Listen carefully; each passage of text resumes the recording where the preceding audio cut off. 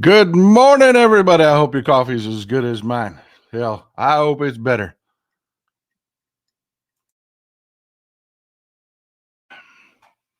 Let's do this.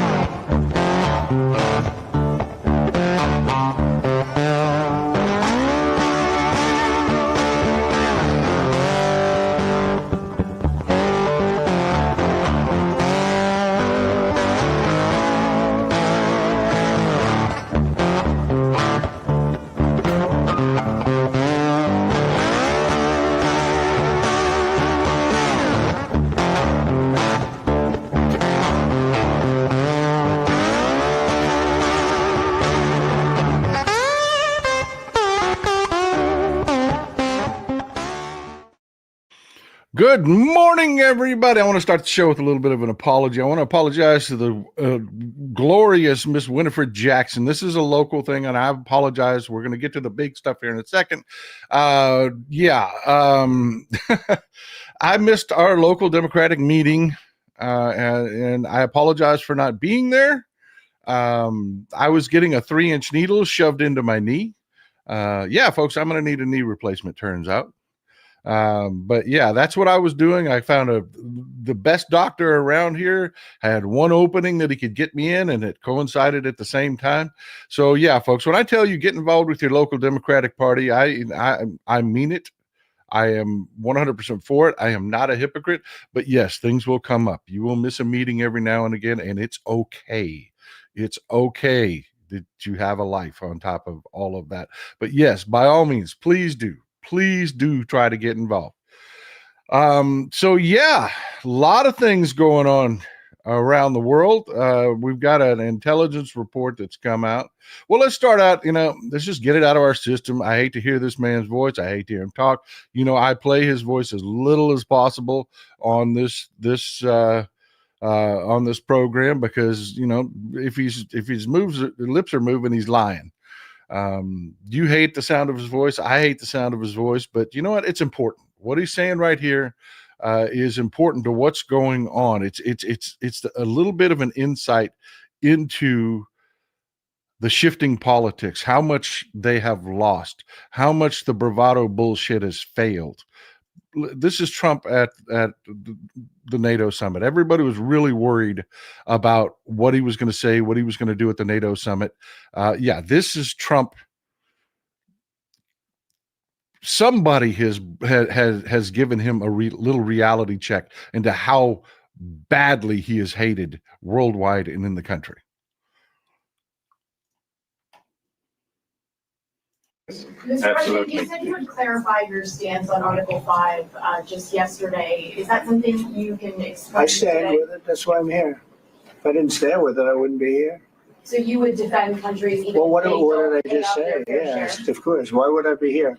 Thank you very much, everybody. Thank you, press. Thank you, press. Let's go. Bye-bye. Yeah. Mr. Tough Guy, if you don't do what I say, you're on your own. All that bullshit that got him in so much trouble. Gets to the NATO summit, sitting there, gets the direct question. Okay, say it now. Oh, no, I believe in Article 5. I wouldn't be here if I didn't. Yeah, folks, he knows. He sees the ground shifting beneath his feet. He does. And I promised you it would be a short clip. I didn't play the whole, that was the important part. Yeah, he sat there with his hands in his lap. And no, I wouldn't be here. I wouldn't be here if I didn't believe in it. Not the same shit you hear him running his mouth, trying to throw red meat to his base. Marsha Klepper in the house. Thanks for always being here. I appreciate you. I really appreciate you. But yeah, the times, they are a-changing. They are changing. And let me tell you, folks, You have to keep at it. You have to keep hammering away. You have to keep calling it out as it is. This is what we do here. We don't bullshit. We don't do the stuff that the corporate media does where they're sitting there jerking this guy off. We don't. Call it as it is. It is making a difference. It is, folks. You can see his stances when he controls both houses of Congress, when he has the judiciary in his pocket, when he has even all of that. You are absolutely changing the face of American politics because they want to keep their jobs, man. They do. They want to keep that money coming in. They want to keep that influence. And there's so many things happen. We're gonna talk about Zoran's win up in New York. Mamdani won. He is the Democratic nominee, but that's for later in the show. We'll talk about that later in the show. The times they are a-changing, but we ain't there yet because this just happened. This is the kind of thing, the ham-handedness, the stupidity, the idiocy that is this administration. This just happened at the same summit. Marco Rubio sits down with his counterparts at the NATO summit. And they're all like, hey, this Ukraine thing isn't over. We need you stepping up. We need you to be there with the sanctions. We need to be walking in lockstep. And Rubio all through dinner. Oh, yeah, man. Oh, yeah. Yeah. We're going to be tough, man. President Trump, he's tired of that Putin, man. He is really, yeah. We know Russia's the problem. We know Russia's the problem. And the moment he walked out of that dinner, and the moment he got before the press, sanctions on Russia? What? Oh, no. If we did that, then they wouldn't talk to us, and somebody's got to be talking to Russia, right? If we can't talk to Russia, then what are we going to... If you don't put the sanctions on, why would Russia come to the table? What is there to talk about if you don't put the sanctions on? If you don't put the pressure on them? These people are morons. They are morons. I told you this, folks. They're going to find a way to repeal these sanctions for Putin. They are. They're going to find a way to let them walk out of this fucking war. The death, the destruction, the war crimes, all of it. They are trying to find a back channel way of just letting Putin off the hook and back into the world community. So yeah, while we're making a difference, while we are resisting, while we are not letting the world as we know it fall into flames, we're not done. And that's the theme for today's show. It really is. It is. We are doing good, but we ain't done by a damn sight. We have a lot of work left to do. And I've got to tell you, folks, this whole Iran-Israel dust-up thing has been a disaster. And we talked briefly in the previous show about the different countries, the different relations that they have, where this is going to push people, what it's going to mean, what are the consequences going to be in the region, so that we can have some idea going forward how this is going to shake out. Well, let's walk through it. Our own intelligence assessment says we didn't do shit. We didn't. Trump is walking around telling everybody, oh, we obliterated their nuclear program, and all of this was about the nukes, right? Nope. Our own initial assessment is we set them back 3 months, that we didn't destroy any of the vital equipment, and we damn sure didn't hit their stockpiles. But Trump again repeated that lie at the NATO summit that, oh, we obliterated it. We did it, And so what did we do? What did we do for Benjamin Netanyahu? Let's talk about the cost. First of all, They're working on Trump's big, beautiful bill, which is going to slash Medicaid and Medicare. It is going to slash Medicare, folks. Do you remember the whole fight back and forth with sequestration? You know, if things aren't paid for at a certain point, sequestration triggers in. Well, yeah, they're writing this bill so that it intentionally sequesters $500 billion, not $1 billion, $1 trillion in Medicare funding over the next 10 years. It triggers the sequestration of those funds. So yeah, this bill attacks Medicare, it attacks Medicaid, and I will remind you again, one of the largest expenditures for Medicaid is to keep grandma in her old folks' home. And I say grandma because there are some grandpas there, but folks, you know this, we die. Ladies, I hate to tell you this, and you need to plan for it, but the last parts of your life will be without us. It's just the way it works. I mean, not in every case, but in the overwhelming majority. I will die, and Mrs. Texas Paul will spend the last few years of her life. You see that gift right there? Right there? That is from our Aunt Betty. One of the most wonderful, beautiful people that I've ever known in my life. Miss her every day. Spent the last part of her life alone, without her husband, Leroy. That's just the way it works. What does Medicaid do? Well, folks, half of America can't afford a $600 crisis. Do you think that they have planning to pay for a retirement home in place? No.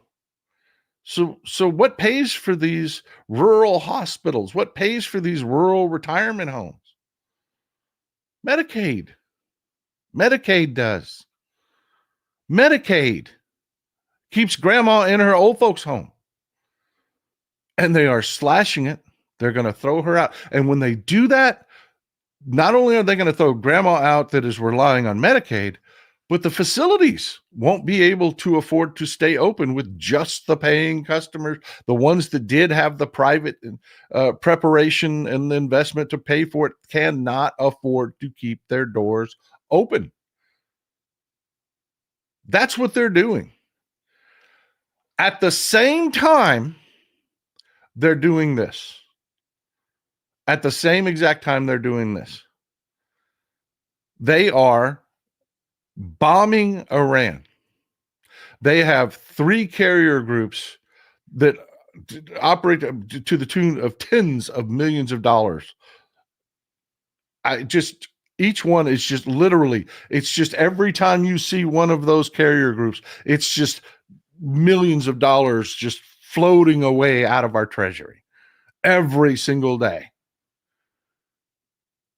That's before they engage in the first bit of actual combat. That just to exist.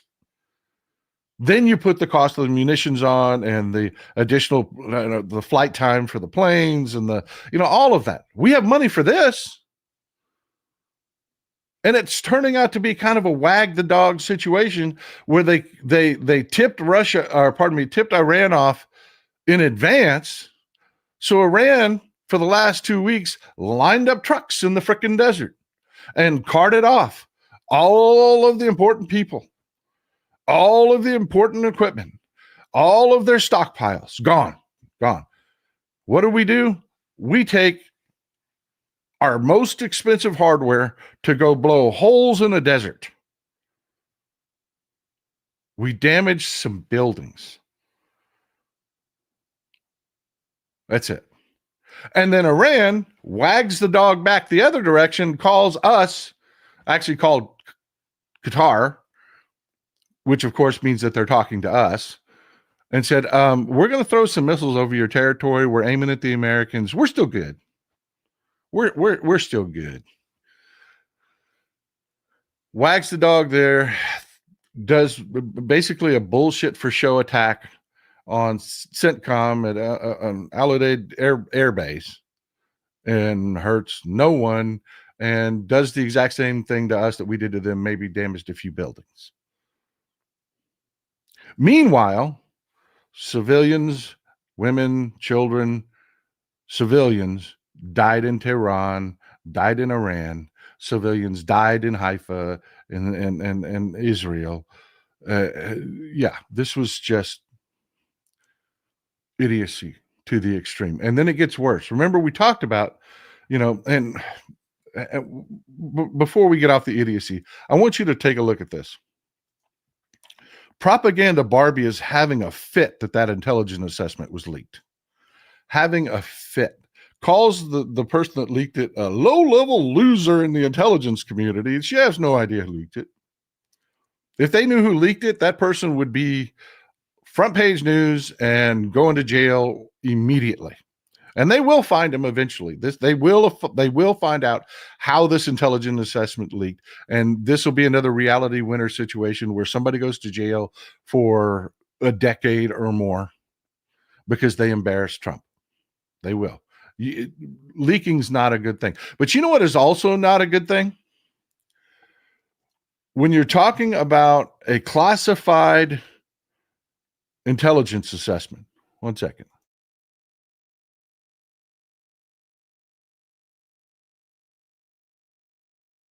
Damn, I hope your coffee is good. I really do. My coffee is banging this morning. I hope your coffee is at least that good. Hell, I hope it's better. I really do. So what does Propaganda Barbie do? Have you ever heard the expression, I can neither confirm nor deny? I can neither confirm nor deny the existence.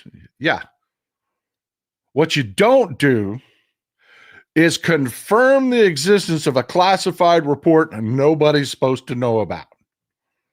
And that is exactly what Propaganda Barbie does here, but she goes even farther. She gives details out of the report. Everyone, if you're reading it, everyone knows what happens when you drop 14 30,000-pound bombs perfectly on their targets. Total obliteration. Yeah. Obliteration of sand. But see, that's important.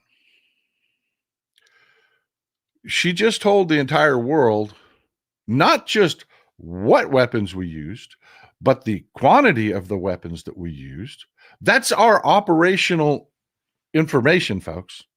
That tells everybody in the world what to expect if ever facing the exact same situation. But not only that, because it was this specific type of munition, they know which of our planes in our inventory can deliver that munition, because those bunker busting bombs, you can't drop them off of F-15s, folks. You can't. You just can't. And they couldn't fly B-52s in because we would have lost B-52s. So she told them exactly which aircraft, which tells them exactly how long the strikes will take. I mean, this is just the dumbest of the dumb shit. Because they're such whiny ass little bitches that their narrative fell apart. That they wanted to look like tough guys, and they don't. They look like idiots.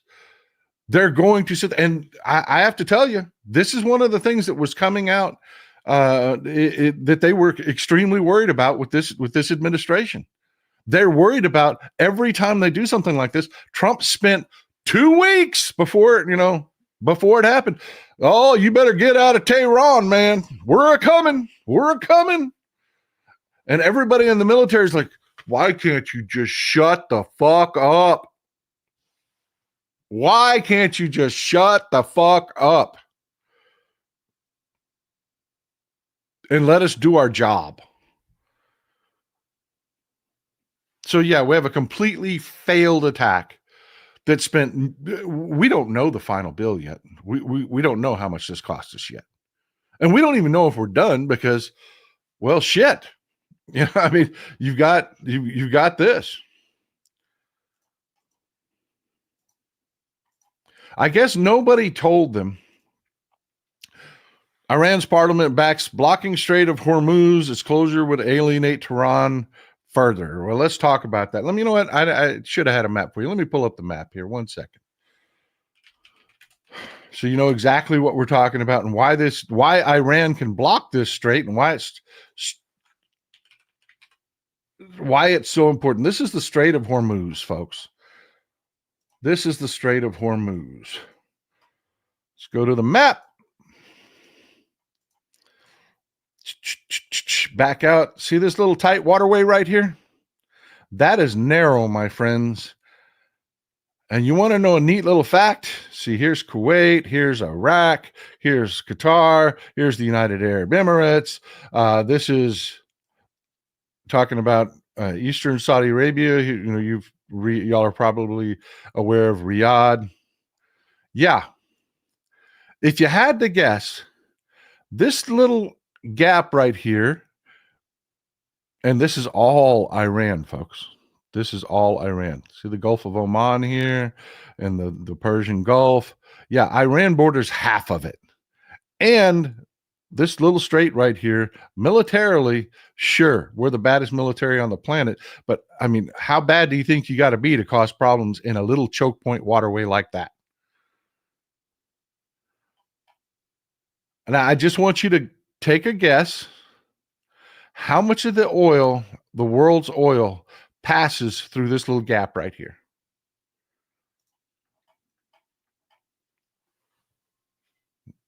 Now, keep in mind, we're the largest oil producer in the world. So when you guess, how much do you think of the world's oil passes through that little gap right there?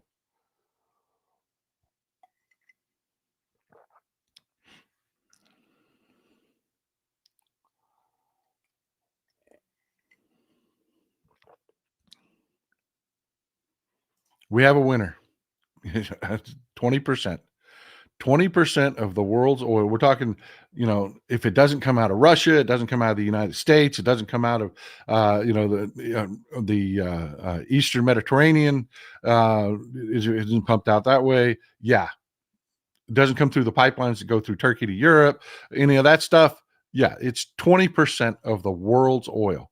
Now, if you can disrupt 20% of the world's oil, how much do you think that spikes world oil prices?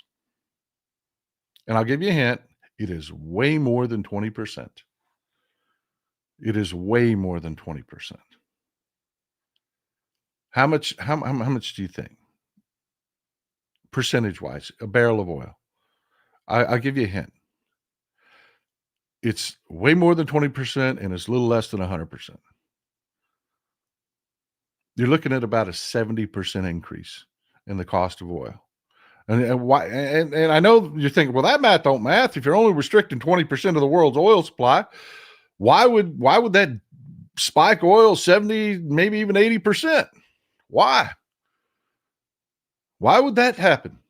Because it's a finite resource that everyone has to have. If you don't have oil, your economy shuts down. Your world shuts down. Every bit of food you put in your mouth was brought on a truck that runs on diesel. As much as we want to move to clean economies and what, we ain't there. Everybody's economy in the world doesn't just want oil, they must have oil. And that is before you talk about the 35 to 45% of every barrel of oil that goes into manufacturing feedstocks, because everything you see in this picture somehow relies on an oil-related product to get here. Yeah, even the wooden shit. You want finishes on that? You want a machine that's lubricated to actually cut it? Everything you see in this picture gets touched by a barrel of oil.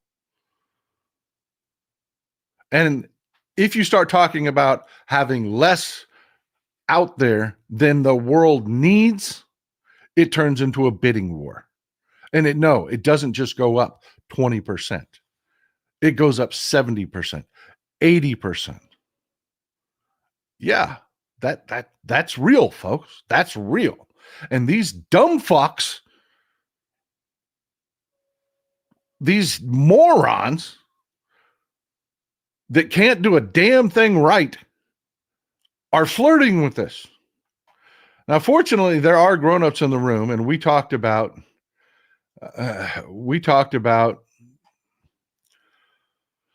who this was going to influence. Remember, we went through country to country to country. And I told you the big winners in this are going to be China and Turkey. They would be the big winners. The big losers are going to be Syria, because these attacks have made it infinitely more difficult to maintain the coalition in Syria the way they have been doing. Syria is on track to be a more peaceful, prosperous nation right now. These attacks endangered that because they shift the focus to the more radical elements in the country. The anti-Israel, the extreme Islamic extremists, all they will want to back out of the coalitions. They will demand greater action.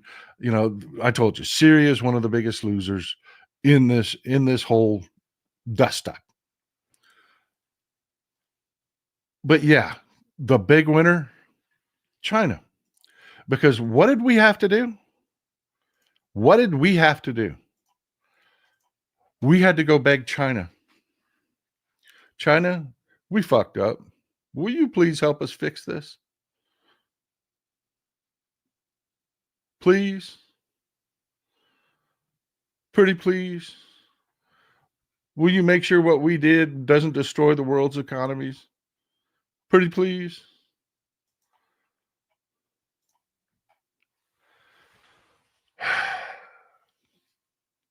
You know, I don't have an image for this, but I just want to give you an idea. 1 second.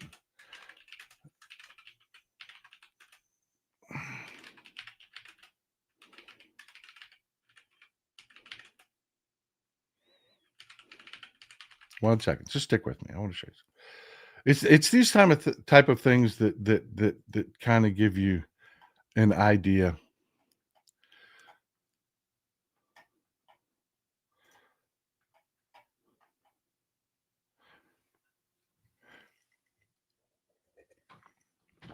And we like to show this.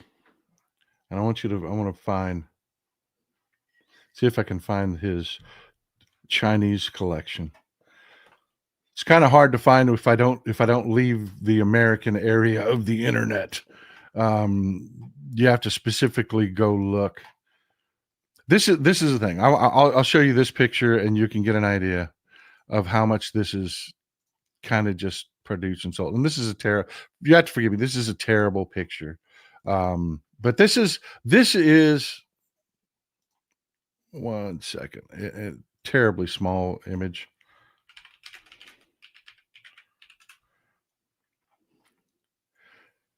King Abdullah of Jordan. He is a motorcycle nut. And so Harley Davidson took a picture of him with the one Harley Davidson he owns. Do you know what the majority of his motorcycles are from? The antique motorcycles he collects and restores?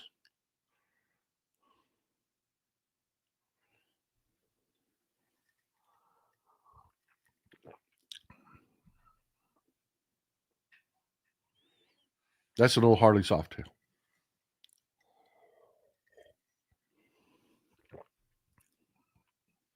China. He owns a Chinese motorcycle club that he's a member of, that he participates in and rides around, throughout the desert. Yeah. He has an amazing relationship with China. He does. And what did we just do? We just took every country in the Middle East and we told them, yeah, you want the grown up in the room, you want the moderating force, you got to talk to China. We'll blow some shit up stupidly and this, that, and the other. But if you want to keep the Strait of Hormuz open, you got to talk to China. We can't do that for you. Is the corporate media here telling you that? No, they're not. They're not. They don't know what to do. They're just selling tabloid shit. They're looking for the best clickbait they can get, but they're not giving anybody information. They're not telling anybody here in the United States, look, we fucked up. We did. China is banging on this. We have strengthened the relationship between Iran and China immensely. And everybody saw it happen. Everybody saw it happen. So the good news is, the Strait of Hormuz isn't going to close. Iran's parliament voted to okay it, but the parliament doesn't run Iran. It's kind of like Pakistan. You've got a civilian government that doesn't really run anything. It's the military that runs everything. And it turns out what we were talking about General Hussein Salami was absolutely true. They built the redundancy into the system. We didn't slow 3 months, folks. That's what our own intelligence assessment said. We put them back 3 months. And now they're pissed. Now they are pissed. And Donald Trump gets into a shouting match not a shouting match. He just has a shouting temper tantrum on the White House lawn and tells Netanyahu that he's an idiot.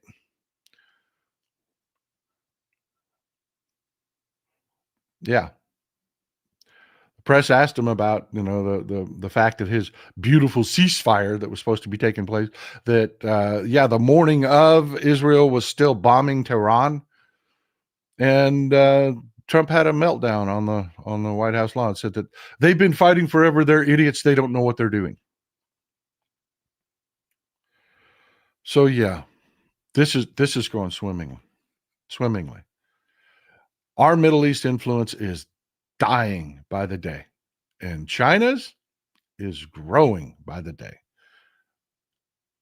And what's worse is, and I have to tell you, this is the part that really bothers me, is nobody's being told. There's no one talking about this line of issues anywhere. So how are the American people supposed to know? I mean, we're doing something here, folks. We are. There's 2,500 people in here. Sometimes there's as many as 4,000 people in here. Then, another 40,000, depending on what's going on exactly, 40 to 100,000 people will watch it. Folks, there's 330 million people in this country. Most people have no clue.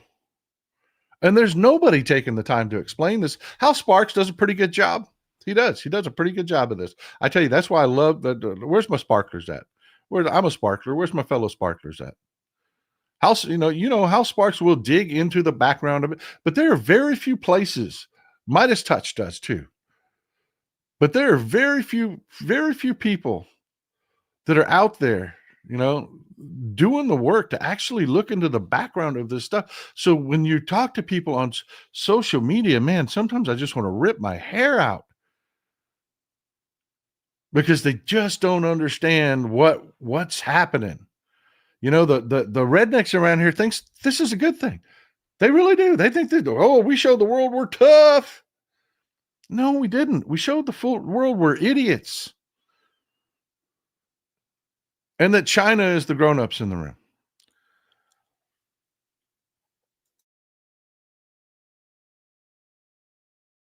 And the net result is Trump is at the NATO summit trying to put the shit back in the horse, trying to repair the unnecessary damage that we did, the unforced error that we engaged in. I'm telling you, folks, we've got a lot of work to do. We're making a difference. We're making a difference. We are. We're making a difference. But God, we just can't let up. We can't let up because they're not letting up. I'm going to play a clip here. And it's going to set your hair on fire, but stick through it, folks. And do me a favor, while you're watching the clip, hit the thumbs up button, hit the like, hit the subscribe button. Let's get as many people in here as possible so more people can have access to this information. And everything, I post the headlines for you so that you can go back and you can read those articles and understand it. Fact check me. Lincoln, thanks for being here, man. I appreciate you. Trump, hey, I might strike Fordow, Iran. Okay, thanks for the heads up so we can move this uranium real quick. No kidding. for 2 weeks before the attacks. He was just calling it out.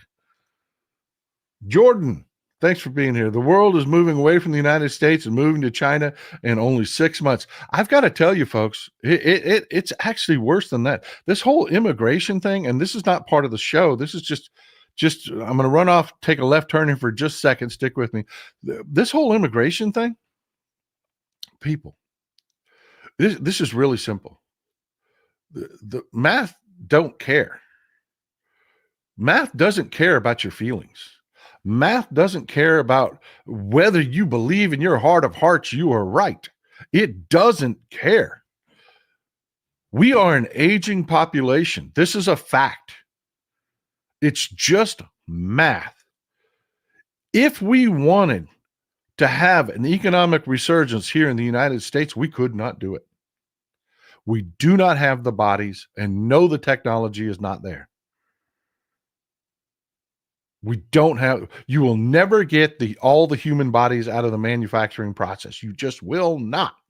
And we don't have the people. Farmers are struggling all over the place with this right now. I mean, from even here in Texas, even though these immigration raids are targeted at blue cities and blue states to try to cause economic disruption in blue states, because that has always been the thing that has killed the Republicans and kept us in this fight, is the way we run things is prosperous.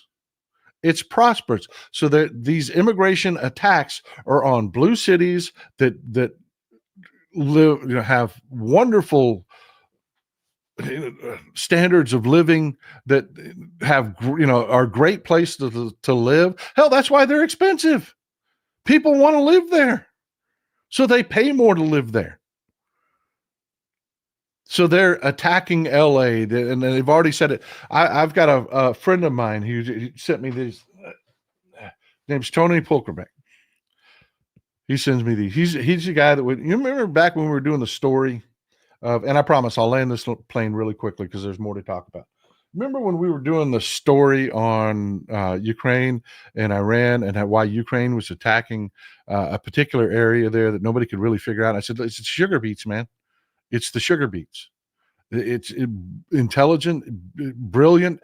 Sugar is in everything. They are absolutely. And Russia spent a fortune moving forces to defend sugar beets.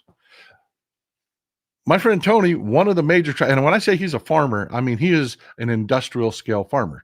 One of the crops that he plants is sugar beets, and he emails me and says, hey, you touched on this, but you didn't really fill out the whole picture and this and that. And we started talking back and forth.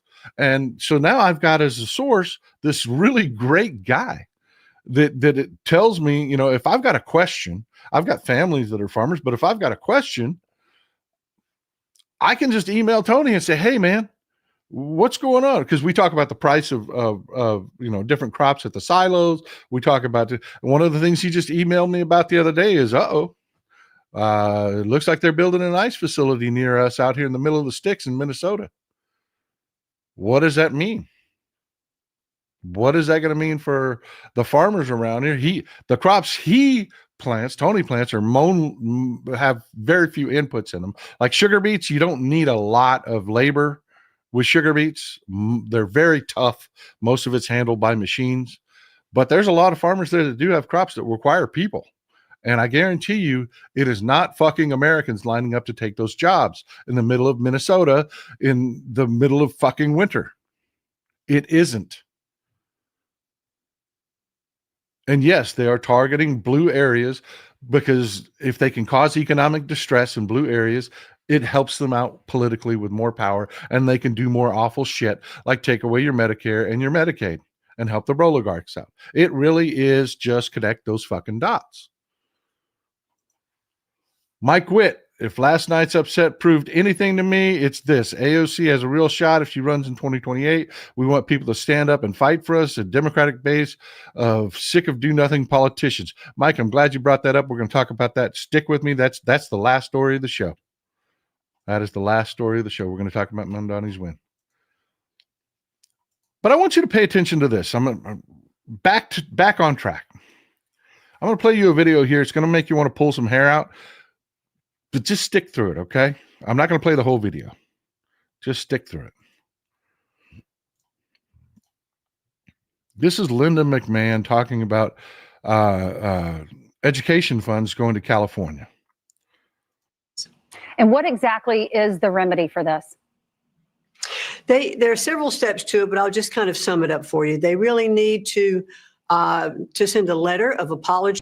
The remedy of this bitch is trying to cut off education funds going to the state of California, which pays in way more in taxes than they ever take back. They want to stop education funds going to the state of California. Again, like I said, they're attacking blue states on purpose, but we're going to talk more about this. Hold on. Apology to all of the participants, female participants in sports. They need to return the titles that were taken away from these women who competed and lost to male in the sports, and they just have to make it right to those women competitors. Well, you know, California, they probably won't do that. So Yeah, they probably won't do that because that's a fucking fiction. That's a fucking fiction. Do you know how many titles that women lost to men in state-sanctioned sports in California? Do you know? None. This is something that does not exist.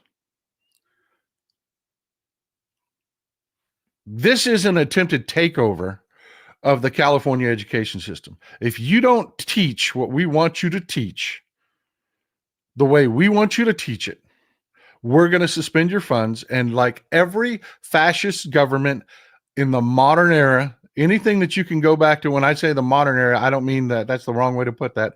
The modern era would be kind of like this century. But if you go back, you know, for the last couple hundred years, every fascist government uses one excuse for every horrific thing they do. It is the same excuse without fail. Every one of them does all their horrific shit for one group of people. Can you guess what that group is? I want to see it. This is an interactive show. It is a live show for a reason, folks. Can you guess the one group of people that every fascist government has ever done its fucking horrific shit for? It is to protect the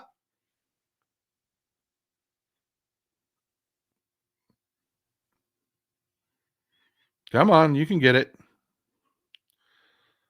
They always claim to protect the children. Now, y'all are sitting there posting who they're really serving, which is the oligarchs and the rich white males. You're kind of missing my point. Every time they do something horrible, like say, oh, we want to force our doctrine into California, the California education system, they create some bullshit thing where they're protecting the children. They're protecting the children. And it's bullshit. It's complete and made up bullshit. But you know what? You know what isn't bullshit? That Linda McMahon and her husband ran an organization. You know, she wants to be the defender of women, right? Oh, they need to write apologies to the women. Well, let me introduce you to the kind of things that they did. This was a female wrestler in their organization that her husband made crawl around on the floor because they thought it'd be a good idea because they had a disagreement, and they pushed this on their wrestling program that they had a disagreement. So they thought it would be a good script to have her crawl around on the floor and bark like a dog to show her submission to her husband, then had her strip.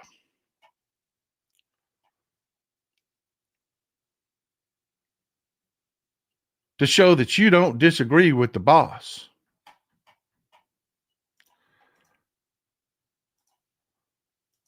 And yes, this isn't a wrestling ring. And yes, this was on national television. Had to crawl around, bark like a dog, and strip for beefing with the boss. The defender of women there.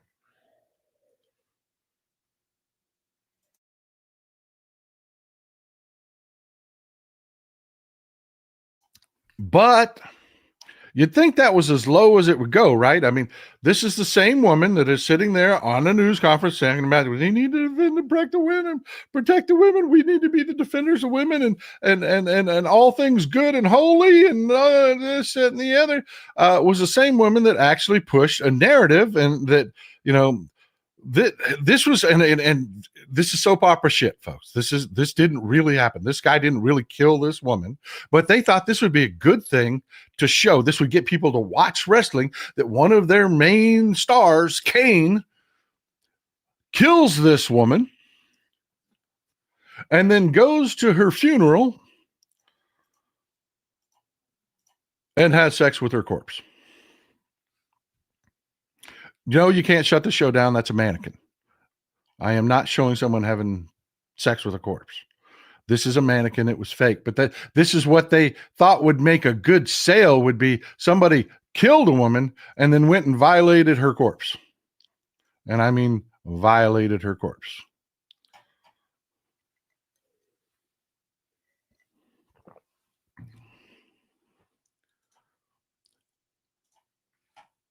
Now,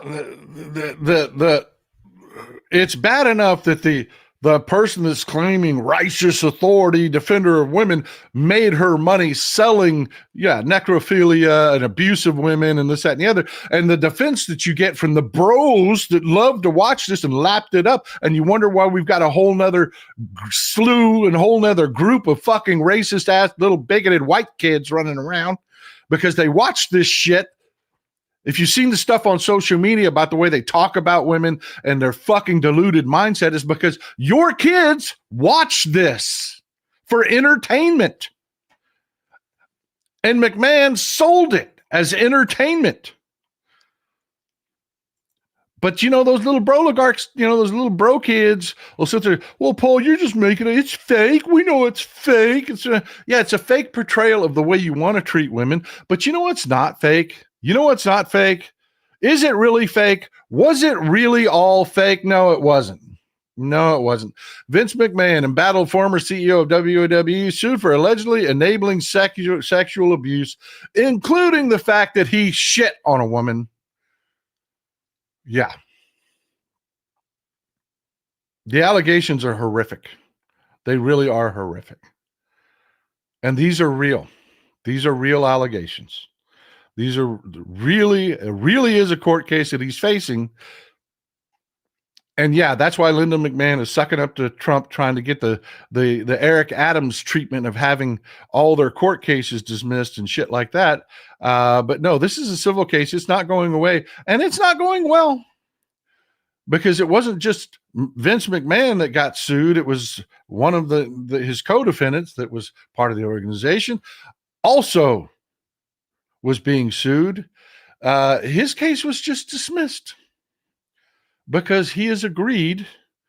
And the headline here, you can go back and read it yourself. This is just a couple weeks ago. Co-defendant in sexual assault lawsuit against Vince McMahon agrees to provide evidence against him. That is never good. That is never good. Nika T, thanks for being here. I appreciate you. I appreciate you, folks. I really do.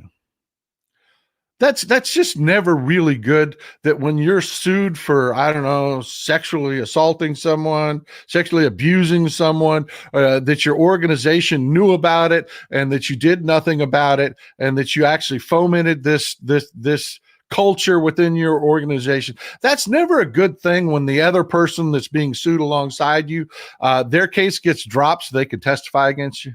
That doesn't mean it's good. That it's not going to go well. It's not going to go well.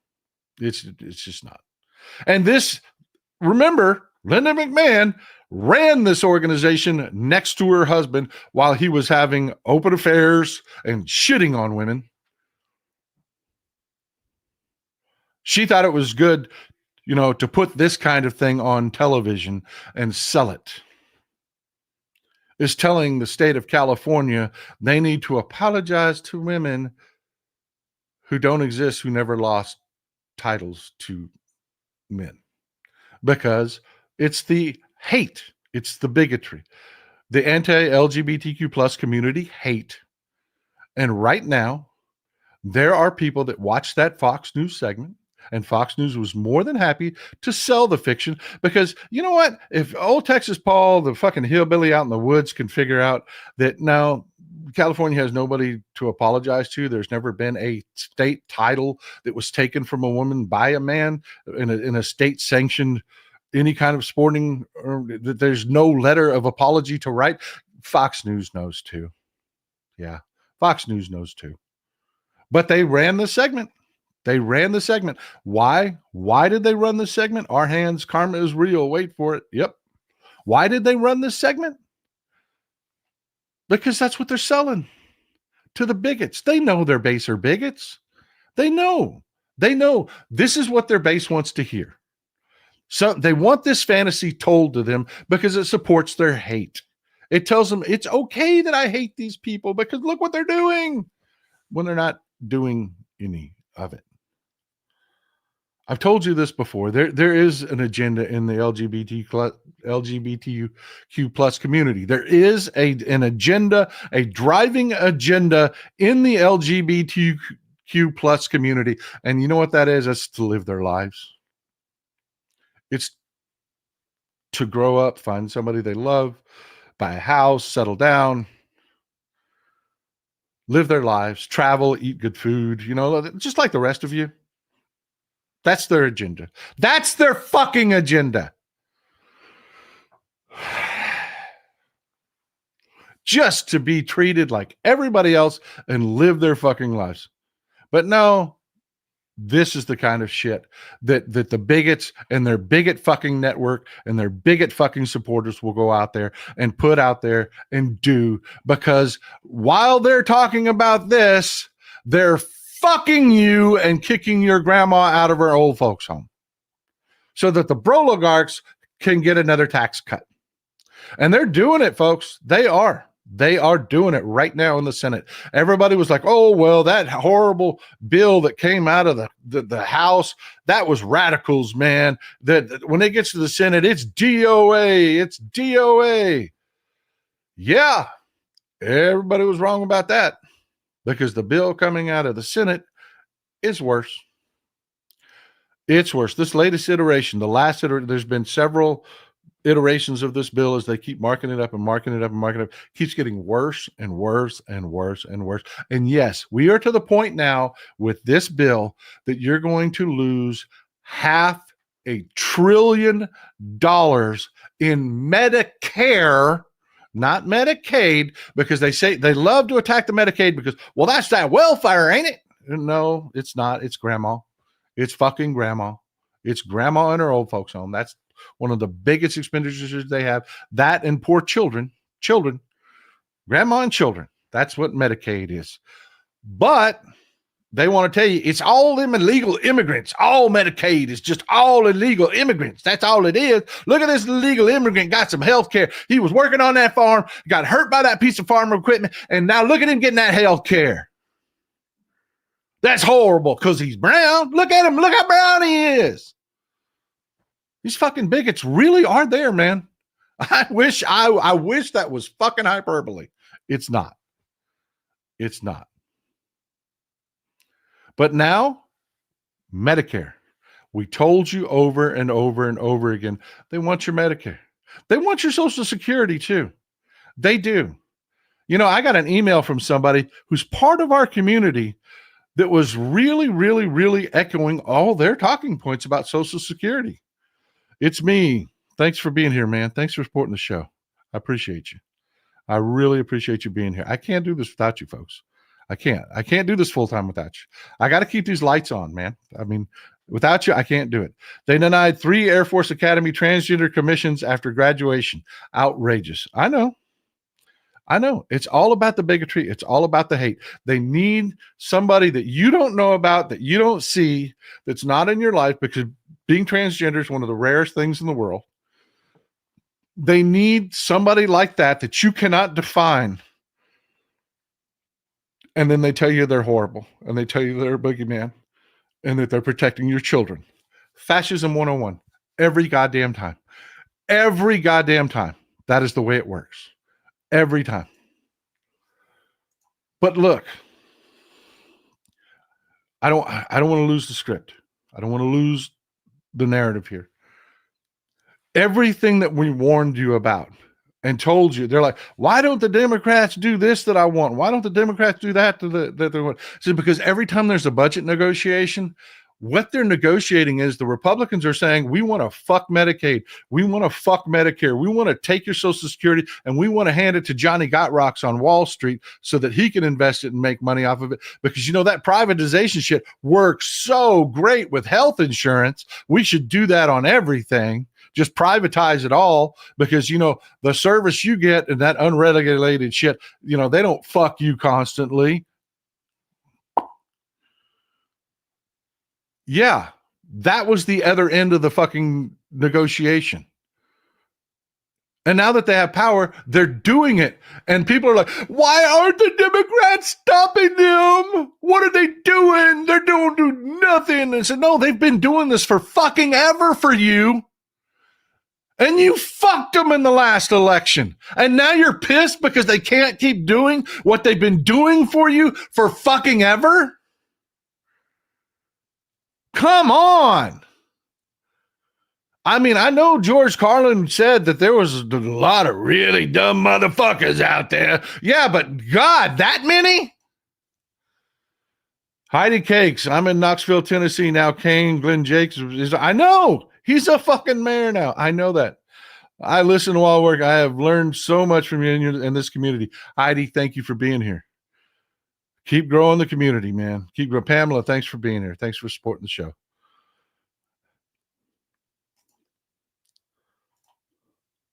Skeet Sayer, one of the cornerstones, regular supporters of the show. Every damn show he's here, man.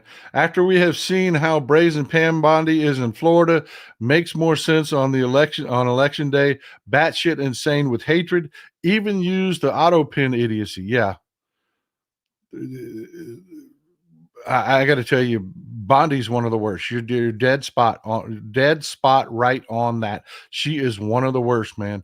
Just took an open donation for Trump and killed a case. We're going to talk about more behavior like that as we talk about the New York mayor's race. Canadian Paul, glad you're here, my friend. Texas Paul, this is for the cussing pond. Thanks, my friend. I appreciate you. I appreciate you always being here to support the show. Monica Meadows, as a trans woman, I say, don't worry about us. We can handle ourselves. I have never met a transgender person that wasn't fucking nice. I haven't. That's just my own personal experience. And I support the LGBTQ plus community. So I get out and I get to meet people. I have never met a transgender person that was like, wow, that's a piece of shit. No. They're always fucking nice because they put up with so much shit in their lives just to become who they are. You've got to understand, this transgender woman is a woman. Everything that makes her a woman in here, she is a woman. What happened here? That's a genetic anomaly. That's a genetic anomaly that happens very rarely. Very, very, very rarely. So they can take this person, Monica Meadows, they can take this person that you don't personally know, so that you don't know, and they can tell you all this fucking horrible shit about her, and you don't know her. That's the playbook. That's the playbook for every fascist movement, is to try to take this person right here in our community, turn them into the boogeyman to protect the children. There's many other things more important to fight back with. Don't fall into their narrative. No kidding. Thank you, Monica, for being here. Thank you for speaking out. I appreciate you. I really appreciate you. Can you confirm for me the LGBTQ plus agenda, that I am right on that? If I am right, if I'm wrong, call me out on it. Catherine Ryan, for the round table or another show, what are your thoughts on the Rockland County recount and the data anomalies? I will tell you, I've talked about this before, Catherine. This is a horrible narrative. It's a horrible narrative. I think it's 100% true. I do. And it's still a horrible narrative because they take who here knows where Rockland County is? Who's ever heard of Rockland County? Who could find Rockland County on a map? Nobody. Fucking nobody. So they've seized on this one anomaly that's a real anomaly. There's another one in Arizona that's a real anomaly. Because I will tell you, if somebody's going to fucking cheat, it's a Republican. They are. They think they're entitled to. That's their whole narrative by telling the entire world that we're nothing but cheaters. It's to give the green light to their cheaters. It is. But we spotted these anomalies, and no, they're not big enough to swing the needle. They just aren't. But everybody that's out there selling the fucking narrative, it's hopeless, don't vote, it's all rigged. Rockland County, every fucking time. Every fucking time, that is the source of what they sell. The whole country was Rockland County, and it wasn't. It just wasn't. You want to know the truth? The goddamn truth? 100%? If more people had showed up to vote, if they cheat, those anomalies become really fucking apparent. It's when people don't show up, you can't detect them. So yeah, even if you're worried about that, the remedy is to vote so that you can show the disparity. If it's a hyper close election, because so many of our people didn't show up in the last fucking election. If it's a hyper close election, the cheating is really fucking hard to see. It's all data, folks. Make the data glare. Vote. Pavlon 01, getting involved locally feels great. Saludos to you all. Yeah, I'm glad you, man. Amen. Chris, thanks for being here to support the show, man. I'm really grateful. Thank you. Thank you. Rick Appling, Republican has wanted to privatize entitlement programs since the 70s. Yeah. And folks, we told you. We told you they were doing it. We told you over and over and over and over again. Then you took power. You listened to people that said, Democrats didn't take enough weapons away from Israel, so we just can't show up and vote. We just can't show up and vote. Well, but wait a minute. All the shit that we're trying to protect you from, we got to do that, man. And we're moving the right direction on what you want anyways. So let's just all show up and vote, and we'll keep working on the shit that you want worked on. No, don't show up. Don't show up. Didn't show the fuck up. Now the Republicans are doing exactly what we told you they would. Fuck it. They're doing exactly what they told you they would do. And somehow you're mad at Democrats. We're going to talk about that more at the end of the show. I'm going to get off that for right now. Colleen Sarah, yet RFK Jr. had no idea about the United Healthcare fraud case DOJ is investigating and how he approved UHC an extra $25 million for 2026 waste, fraud, and abuse much. No kidding. Look, I don't condone violence. I really don't. But really is amazing how after Luigi shot that one CEO, United Healthcare is dying. It's almost like these executives actually are the ones fomenting the fraud. That their relationships in the good old boy Broligarch clubs are what allows this fraud to continue, because this one fucking guy, you would think an entire organization, one guy wouldn't matter. But boom, and United Healthcare is dying. Kind of shows you something, doesn't it?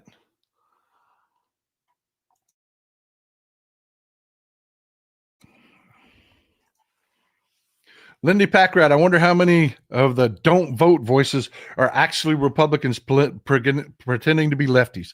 You know what, man? I've been wondering how to talk about this, and you brought it up. You did. You brought it up. I get Blue Sky's the worst too. I get attacked on Blue Sky all the time because they say, and I spent years building a platform. I get the best freaking compliment all the time. And I'm not jerking myself off here. You people email me this sentiment so freaking often, or you make these comments on the social media platforms that I'm on. I'm on a lot of different platforms, folks. It took years to build this. Years. It does not happen overnight. Overnight successes take years. So yeah, I get attacked on Blue Sky all the time. Like, you just want to sell merch. That's all you do. You just want to sell merch. Let me tell you something, folks. If you think I'm making bank off because I sell mugs, you know less about finances than you do politics. You know less about business than you do politics. No, I mean, I am grateful to everybody that buys a mug. You help defray my expenses, but no, nobody makes a lot of money off that shit. We all do it. The question is, we all do it just to defray our expenses. I can't do this full time. I can't afford to do this full time without your help. All these people supporting the show, and this and that, I pigeonhole every one of those pennies into a savings account. You know, it covers the cost. You know how clear this picture is now? Remember how shitty it always was?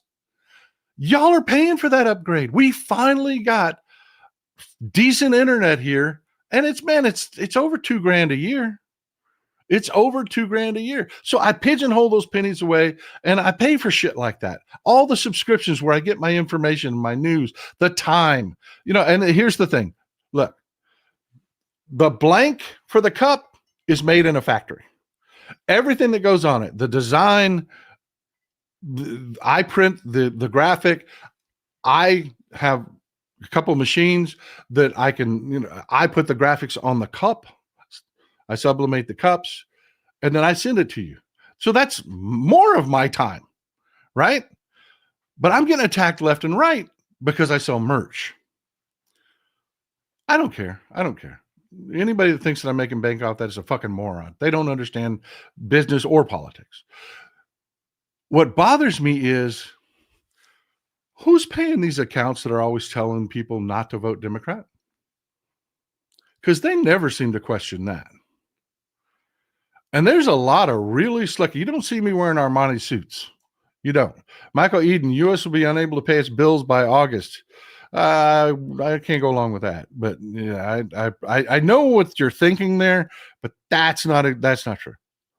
That's not exactly. You're talking about the debt ceiling and all that other stuff. I assume we'll be okay there. We will. We'll get through that. Rose Blue, Paxton screwed us again. Beto won 2 times. Allred won. You can't. No. I can't go along with that either. That's not what, none of the exit polling supports any of that.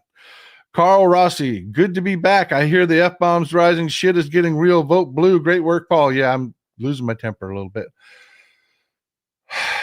But look, where I was going with this is, all of these, there's some major accounts out there, and they live off of shitting on Democrats. They're supposed to be on our side.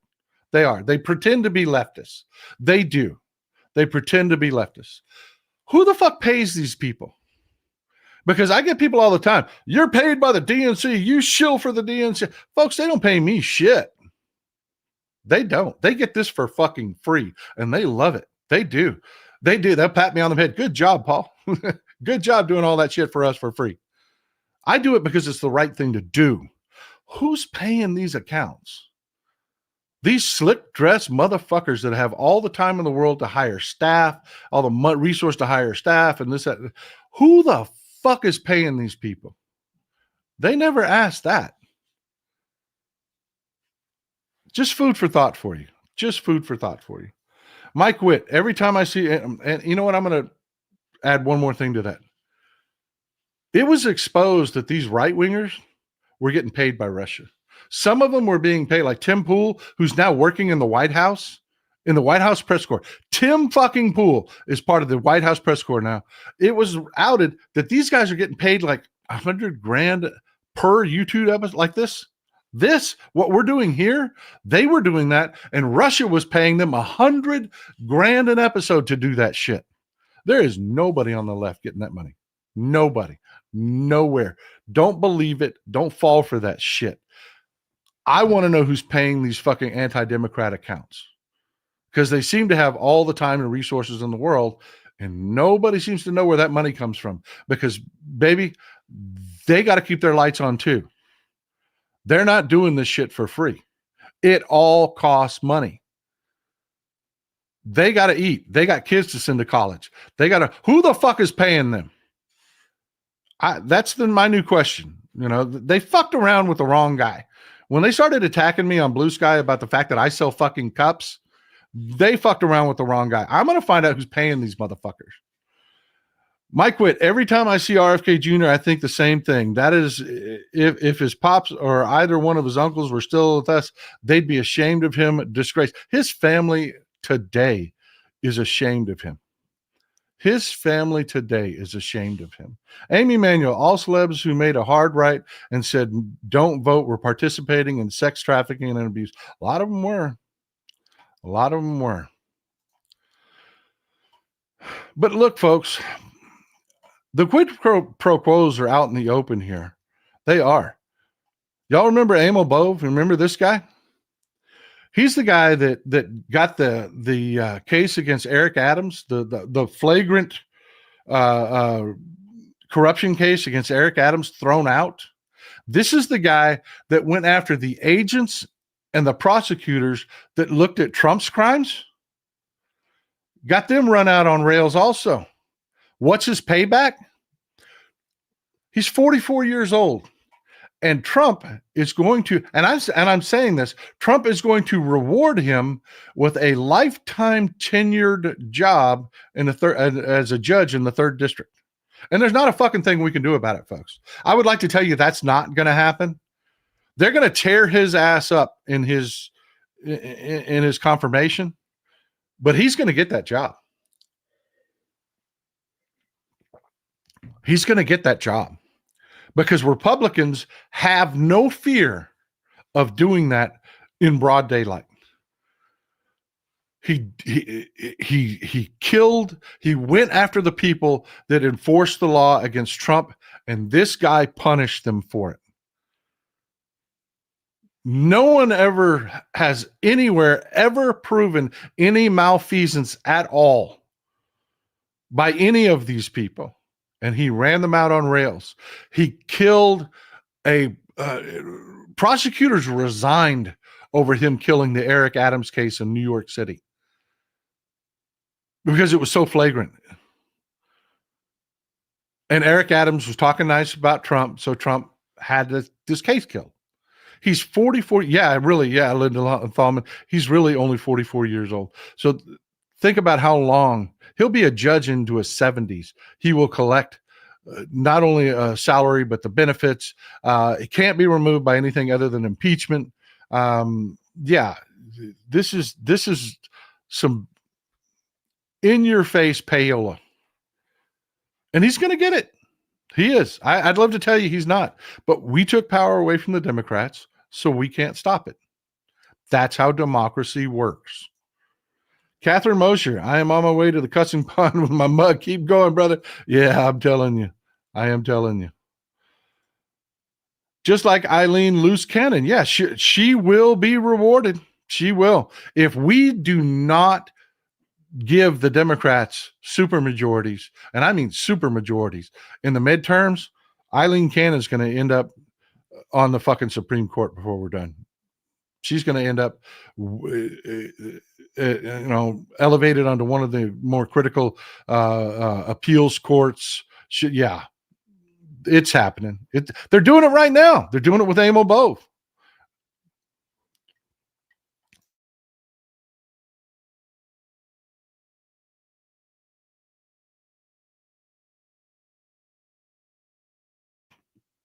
Alan here says R equals roaches.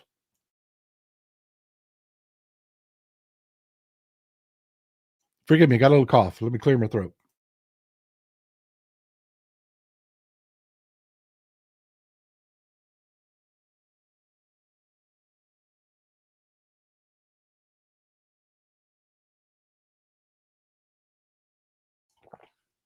But yeah, I wish I could tell you that that's not going to happen. It's going to happen. It's going to happen. The Democrats are going to do the best they can in the hearings. They're going to try to expose the worst of the worst of it and try to embarrass the Republicans into not doing this, but they have no shame. They have no shame. Canadian Paul, I love the mugs. I have 2 and ordered 2 other. Well, thank you, man. I appreciate you, brother. I appreciate you. You know what? You know why I'm so careful about muting now? I had somebody email me. Every once in a while, somebody would make a comment about, I hate the gulping. Don't gulp into the mic and this, that, and the other. Don't slurp your coffee into the mic. And I'm like, hey, man, that's just the way it is. Somebody finally emailed me. There's actually a chronic disorder. It's a real thing, man. There was one girl that they just made huge fun of. She went absolutely viral because she can't handle the word styrofoam. Yeah, there's some people that just certain sounds, certain words will literally make them gag. I mean, it's a real thing. I knew you people would know. I knew you people would know. I knew you people would know. Misophonia. But yeah, there's a member of our community that has misophonia. And every time she would hear me swallow, she would have to click off because she has misophonia. So yeah, that's why I try so hard to mute now every time I take a drink. I know if it was just, I don't like to hear you swallow. Oh, well, guys, deal with it. I'm drinking coffee. But no, if a member of our community really is dealing with something like that, I'm going to do the best I can. I am. Here's to you.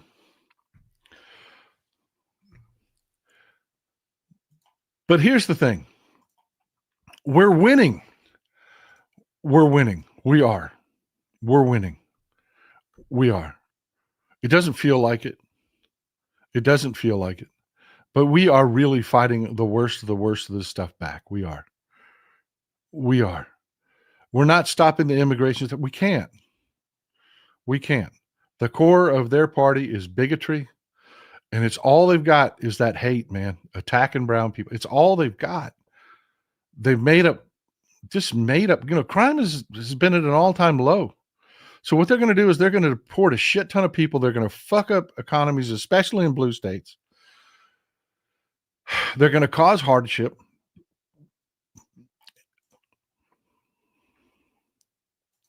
They're going to cause hardship in blue states to try to, for their political advantage, to discourage some of us. Then you're going to get the people that make a living running shows like this that do nothing but, if you're on social media, you know it. There's just an entire hate on Democrats movement. We're going to talk a little bit about Al Green's motion to impeach here that's just fed into that. But yeah, and all these people are going to keep doing it. For the Republicans, it pays off. But we are turning this beast. They are seeing, you see Trump sitting at NATO. Oh yeah, Article 5, I believe in that. What? Mike Witt, any of you see the way Chink treated Kyle and Crystal when they had him on, yelling over them constantly, so disrespectful. What happened to him? He's always been perfect. The Young Turks are a perfect example. Their entire shtick was, we're lefties, but fuck them Democrats. That's been their entire shtick, man. Always. They've never had anything to. I love Al Green.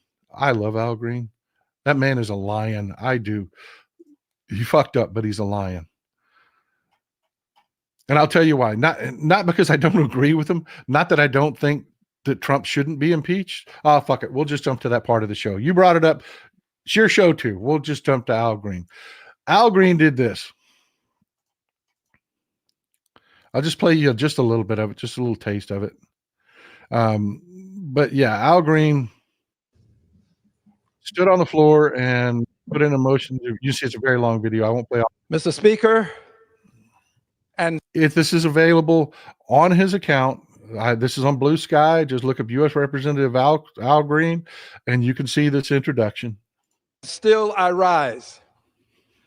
And I rise today in the name of government of the people, by the people, for the people.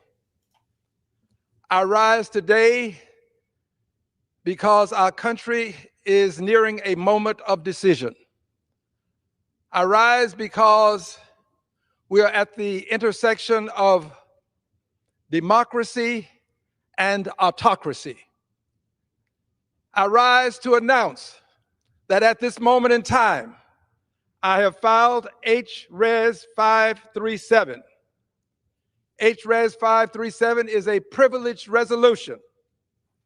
HRes 537 has been filed because I believe that the President of the United States has committed an impeachable act.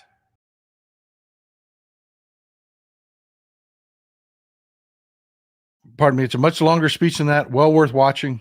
Check it out. Check it out. Al Green, he's a lion. He is one of the old lions. Just, I love the guy. I really do. And he's so fucked up. He did. He really did. Not that I don't agree that Trump should be impeached. He should be impeached. But folks, we're in this for the long game. We are. That resolution, he and you heard him mention it was a privileged resolution. He used a parliamentary trick, not a trick. It's just a method to get this called to a vote. Here's the problem. We took power from the Democrats. This couldn't pass. It's not going to pass. The Republicans aren't going to impeach Donald Trump. This was guaranteed to lose. This was just Al Green standing up to make a statement. It's a statement we all agree in, and it's one that we want to hear. But is it good strategy? No. It's not. It's not. You're proposing a loser that was dead on arrival. And you want to know how dead on arrival it was? And the Democratic leadership didn't endorse this. This was not something that he went through Speaker Jeffries or anyone to get any support for, because the support's not there. Because they cannot impeach Trump right now. They just can't. And there's a lot of people within the Democratic establishment, they don't want to. Not because they don't think he should be impeached. They would love to impeach him. Here's the problem. If you impeach Trump, yeah, Vance is next. And Vance is even more of a sellout than Trump is. Vance is a true believer in all this bullshit. Trump is a corrupt, sick bastard. So the Democrats have a goal. Get enough power in the midterms that they can stop this shit. They can keep wrestling. No, they can't stop all of it. They can't. We took the power from them. They can't. That's what democracy is. The majority has the power. But the Democrats have a plan. Win back the midterms. Do that, and then they can blunt this stuff and stop it. This doesn't help, because I told you, like the Young Turks and several of the people that started the whole watermelon movement, don't vote because of Gaza shit, still don't know who paid them. Still don't know who paid the ones that foment that whole movement. Don't know where that money came from. Remember, they got to keep their lights on too, folks. They've got to eat every day. Somebody's paying them.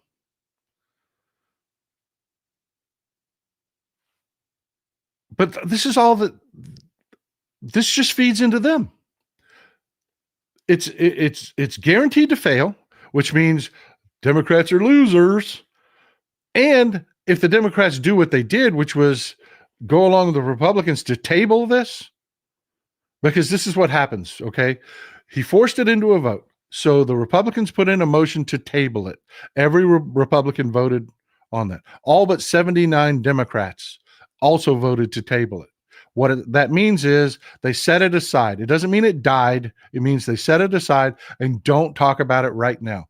When it dies is at the end of this Congress. It dies. It goes away. It has to be reintroduced in the next Congress. This was never going to win. They were never going to pass this, ever. What the Democrats were thinking, let's keep our options open for when we do have power. How do we get power? We don't get their side to show up, and we get our side to show up. We win back power that way. That's the formula. It's not hard. Keep their voters at home, make our show up. What did Al Green do? He fed the people on our side that bitch about Democrats, and Democrats can't get it done, and sure as fuck encourage their voters because they're impeaching their cult leader. They're coming after Trump. They got that Trump delusion. See what I mean? I fucking love Al Green. He is a hero. But this was fucking dumb. Strategically, it was dumb. Yes, Democrats need to speak up and they need to call it out. They need to tell everybody, look, this is illegal. There ain't fuck all we can do about it, but it's illegal. But don't do this. Don't suppress your own base and encourage their base with ham-handed maneuvers. We can't afford this. There's too much on the line. Folks, if the Republicans just squeak by in the midterms, it's over. They will take that as a mandate to do all of it. Every one of their wet dreams. Everything we've been warning you about. They'll do it all. And we won't be able to stop them. Not within our constitutional framework. And then all of our worst nightmares come true. So, yes, I love you, Al Green. I really do. I love you. You are a fighter. I respect you. I admire you. I really do. And never fucking do this again. Never buck your leadership again. Not right now. Not right now. This is about the long game. This is about the fucking country. This isn't about how you look. This isn't about inspiring a handful of people on social media. Don't fucking do this ever again. Rick Appling, because of a high fever as a child that damaged my ears, I can't hear certain sounds. Yeah, I hear you, brother. I hear you. I hear you. I got the same problem from shooting. Roland Huddleston, thank you for being here. I mean, do y'all understand my point? This is our show. Do you understand the point I'm making with Al Green? Because it's a big deal on social media, man. 138 Democrats voted to not impeach Trump. That's not what they voted for. They voted on tabling. Because we need to fight this fight for the long term. And just spectacles, you have to think about it from a political point of view. What is it doing to serve your goal? Is your goal just to fucking feel good and lose it all? Because that's how you do it. I mean, yeah, it made me feel good. Watch his speech. It will touch your fucking heart, man. It will. Go back and watch. Go to Blue Sky, go to his account and watch this speech. I promise you will agree with every bit of it. But I am telling you, you have to look at these things through the lens of political strategy because that is how the country runs. That's what a democracy is. That's why they say nobody likes watching the sausage get made, and now everybody wants to make a hobby out of watching the sausage get made, and then they want to pretend like we don't have to make the fucking sausage, that we can somehow magically pull out of our ass a way to do this without making the sausage. And it's just stupid. They're political neophytes that are operating on feels. Dave Ingram, for the cussing jar, also that impeachment vote was nothing more than a political theater and people eating it up for the wrong damn reasons. Morally, it was the right thing to do. Politically, it was a loser on every front. Mike Witt, honest opinion, if Bernie would have won the primary in 2016, he would have destroyed Trump in the general. That is why I think AOC has a real shot in 2028. Thoughts, everyone. All right. Your show as much as mine. You want to talk about AOC? I'll talk about AOC. I got into a lot of trouble because everybody lost their shit when she didn't get that leadership position that Connolly got. And I said, there's a reason they do that. AOC has a lot of support out there. She really does. But she is still learning the game. And the people that work with her know that. Is Connolly going to inspire anybody? Nope. But he knows how it works. He knows how the system works. And they knew he was a dead man walking. They did. They knew he wasn't going to be there forever. But you know what? AOC learned. See, you remember back before the elections? AOC very much foolishly and stupidly fell for this whole social media shit. She actually fomented the whole watermelon movement, which ended up fucking us in the election.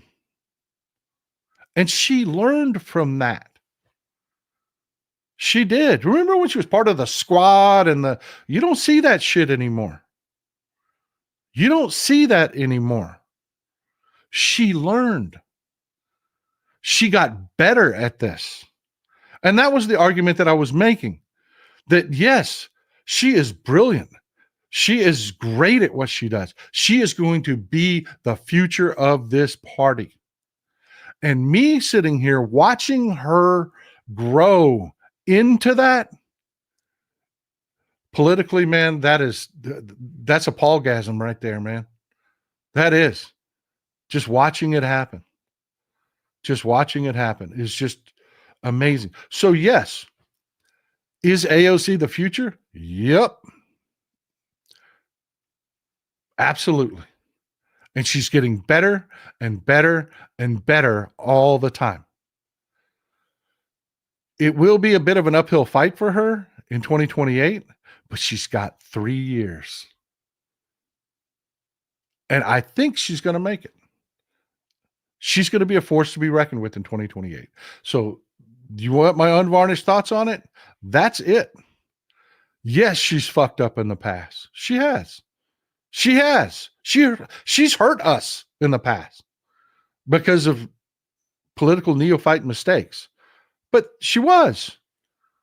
She was a political neophyte. That's what she was. That's why when everybody was like, AOC, AOC, I was like, well, wait a minute. Slow down. Slow your roll.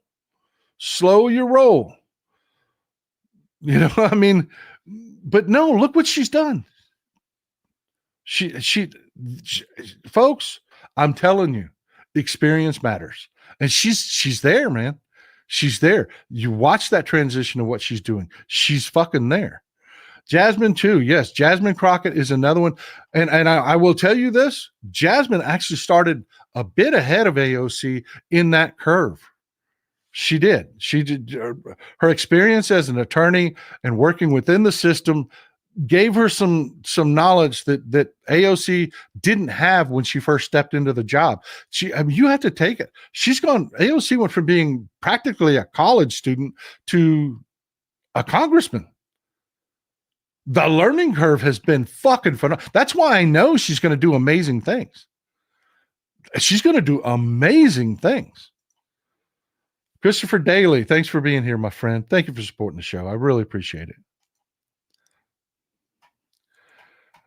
But yeah, on the note of exciting news, this happened. Zoran Mamdani declares historic victory in New York City mayoral primary after Cuomo recedes. Let me try reading that again right, like I actually know how to read. Zoran Mamdani declares historical victory in New York City mayoral primary after Cuomo concedes. That is a big deal, folks. That is a big deal. That is huge. That is good stuff. It really is. It really is. Now, let me clarify a few things.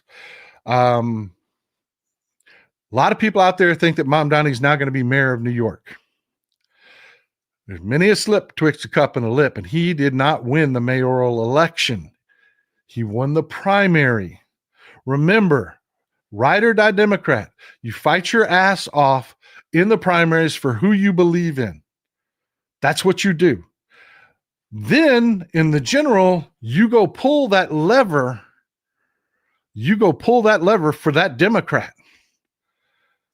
Here's the thing. It ain't over, folks. It ain't over. New York City mayoral election could be a 4 or 5-way race in November. Here's where it gets complicated. Cuomo conceded in the Democratic primary.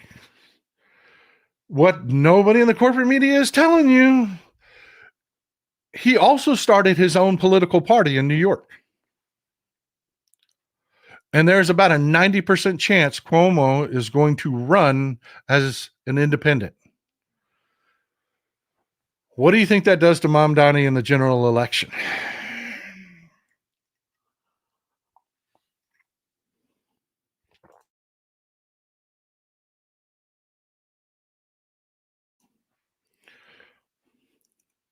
Think about it. What does that do to the general election? If Cuomo decides to run, and there's a good chance he will, because let's talk about Mamdani for a second. And let's talk about the purification of the Democratic Party and the complications that come with it. Okay? Mamdani is running on some great issues. He really is. He's running on some great issues, talking about doing some really great things. Rent controls. It's incredibly expensive to live in New York. People 5 years ago thought it was prohibitively expensive to move to New York. It is 5 times worse now. An apartment, little bitty apartment where you can touch both walls with your arms, used to run $1,000, $900 to $1,000 a month. Now costs $2,000 to $5,000 a month.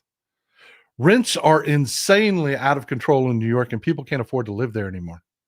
It's difficult. It is difficult for people in New York. And Mamdani's running on rent controls. He's also talking about city-run grocery stores, because there's only a few grocery stores that can afford, in those high real estate markets, to put in actual grocery stores in New York City. You follow me here? The broligarchs, the people, the Johnny Gotrockses, well, Deborah, he is a socialist. What's wrong with that? What's wrong with that? Having, the best government is a mix of capitalism and socialism. It just is. A little bit of socialism, a little bit of capitalism. Nobody gets too radical in either direction. And that's the most, look, ask our European, this is why it's so important that we have our European friends in the audience, because you say he's branded a socialist. Our European members of the audience are like, and so what? They don't understand, because they have, the happiest places on earth. I think, what was it? Denmark last year was labeled the happiest place on earth to live. They got socialism. They do. It is. But no, it is very difficult for anyone to run an actual grocery store. I mean, a full service grocery. And somebody mentioned the bodegas. Those aren't full service grocery stores, folks. They aren't. They aren't. So he's talking about running grocery stores by the city, utilizing the power of the city to actually bring in grocery stores to try to lower some food prices, lower rent prices, and this and the other. Who does that piss off? Come on, people, work with me. Who does that piss off? That pisses off the broligarchs, the Johnny Gotrocks people, the people that own the real estate. Right? Pisses off the big corporations that have the monopolies on the big grocery stores in New York City. Guess where they're going to donate?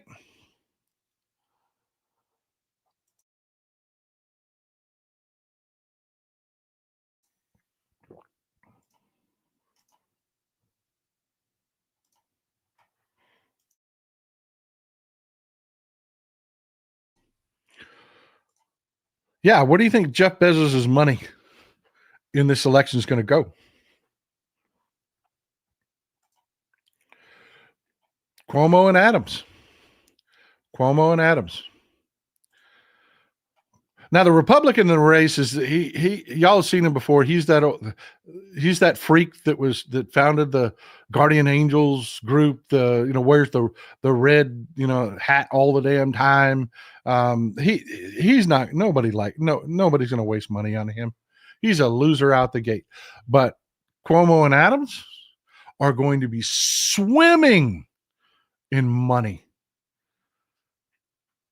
That's why I say there's a good chance that Andrew Cuomo's going to run. And by the way, in the last show, I kept calling him Mario Cuomo. I'm just dating myself there. I'm old as fuck. I'm old as fuck. I am. I wasn't even going to mention his name, but you folks did. Curtis Sliwa. Nobody's going to fund Curtis Sliwa. Yeah, he's running as the Republican. Nobody's going to fund him, but they will fund Adams, who's running as an independent, and there's a good chance Cuomo runs. People are going to be lining up to write him checks. So no, we're not done. Yeah, okay, break out the fact bat, keep it here all the time. We're not done. By damn sight. Here's what I'm talking about, the problem with the purification of the Democratic Party. Now, I told you, we did a good thing here. We took over the Texas Democratic Party. We did. Kendall Scudder is busting his ass. But you know what the problem is? Money. Money. Money. Let me say it again. Money. As you keep nominating people that are less and less business oriented and more for the people, which is where our movement is going. It is going there. And it's a good thing. It is a good thing. It is good to see Mamdani win. It is. But we have to be aware of the challenges that brings us. That means we got to be the sugar daddy. That's what that means. Because there are no oligarchs that are going to line up behind Mamdani to fund him. They just aren't. They're going to fund to defeat him. So what do we do? How do we fight that? Well, I'm doing what I can. I'm building the ride or die community. You fight like hell in the primaries, but when the primary is over, none of that split the vote shit. None of that independence bullshit. You walk in, Republican, Democrat, there it is, Democrat, boom. Every damn time. Every damn time. You can do that for fucking free. There's no membership fee to be a ride or die Democrat. And by the way, Tony Pokerbeck sent me that.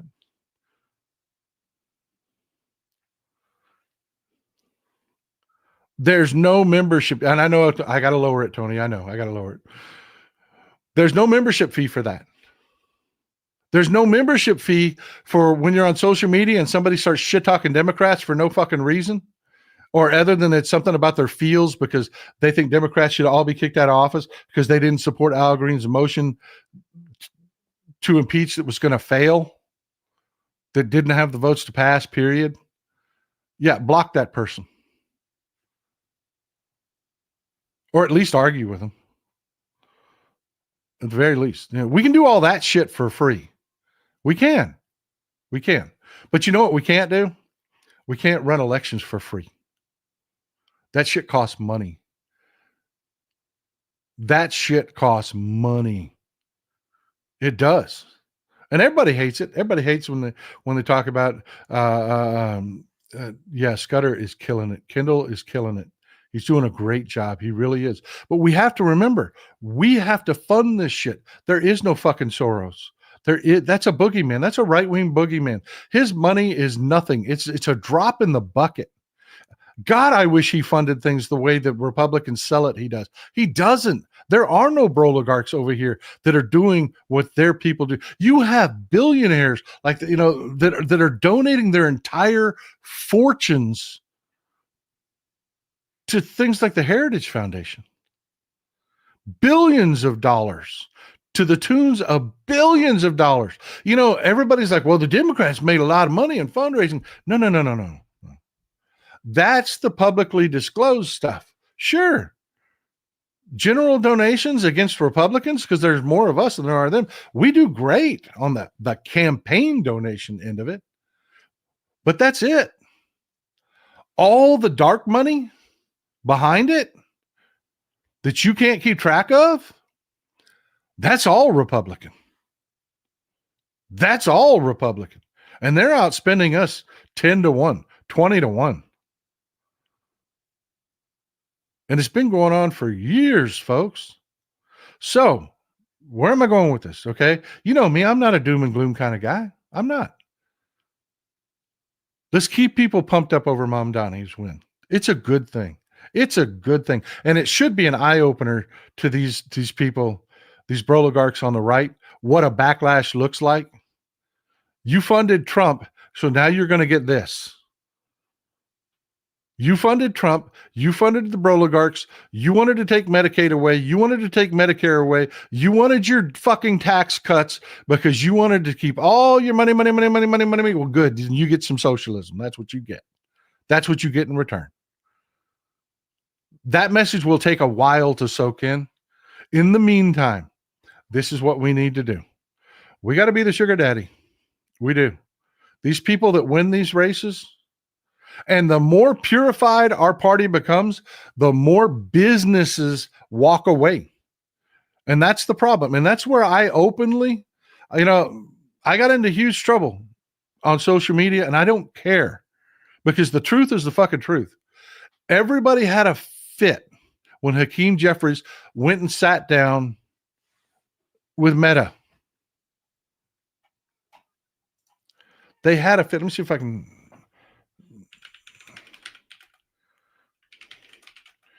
If I can get you an article here.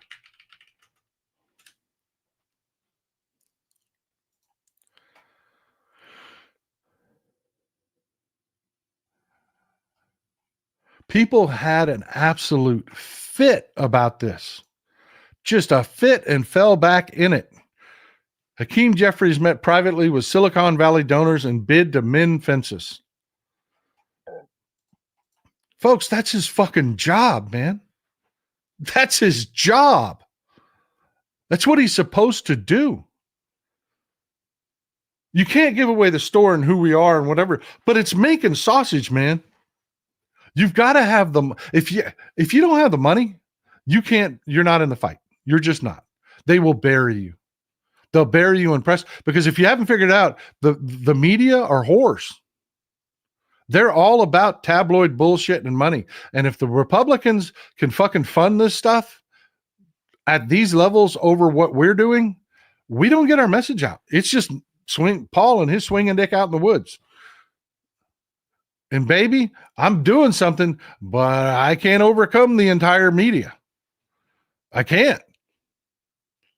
We're doing a good thing here. But yeah, not enough that we can walk away. We still, the business of America is business. And as we have become more purified, the voices in the room, the ones that are still at the table, the ones that are still handing out the checks, well, those are the more radical movements. And that distills our message because you got to dance with the one that brung you. You know, if PETA is keeping the fucking lights on, you're going to pander to PETA. And that turns a lot of people off. Turns a lot of businesses off. It does. So it's a problem. As we move farther and farther left, as we move farther and farther and farther and farther, we're going to isolate a lot of that business. And there are guys like me that are out there that are trying to be moderating forces, that are trying to tell you, quit shitting on oil companies. Just quit doing it. Quit doing it. McDonald's didn't make me fat, and no oil company made you burn gas in your car. It's just the way it is. There's not one fast food company that held me down and shoved food down my throat.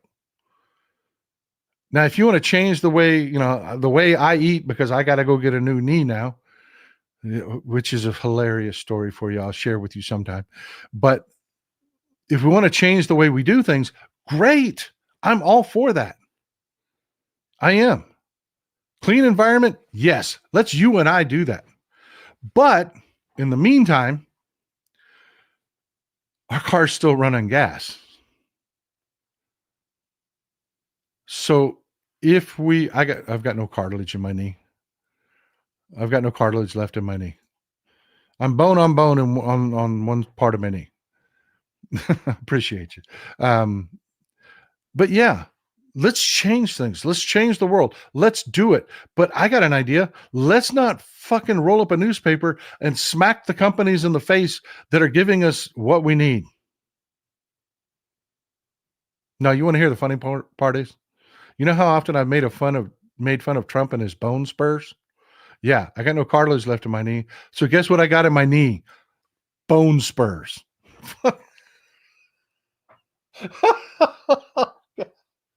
The doctor had no idea why I reacted to the way I did when he told me that. I got fucking bone spurs.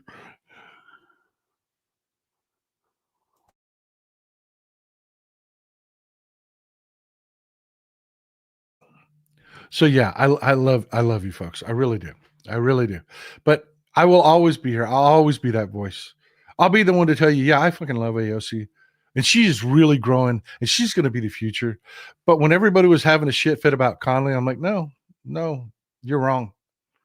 You're wrong. And until she grows into the job, no, I'm not going to, and Mamdani, it's a great thing, but I'm never going to tell you, oh, we won. We didn't. No, the fight has just begun, people. The fight has just begun. I'll always be that guy. I will always be that old sergeant in the back of the line screaming his head off, hold the line. I will always be that guy. I will always be the guy that's telling you, fuck the Young Turks. And every other one of these accounts to say, don't vote for the Democratic Party. Bullshit. I will, for no fucking money, no benefit, I will sit here and I will shill for the Democratic Party. I will. 100%. I don't hide it. I wear it on my sleeve. That's who I am. I will always be here and I will always be that guy. When they're wrong, I'll tell you they're wrong. I will. I will. I'll tell you that. But I won't shit all over the party. And I'll give you an example. The Al Green vote, I think they made a mistake. I do. You can't, I always use this expression, you can't put the shit back in the horse.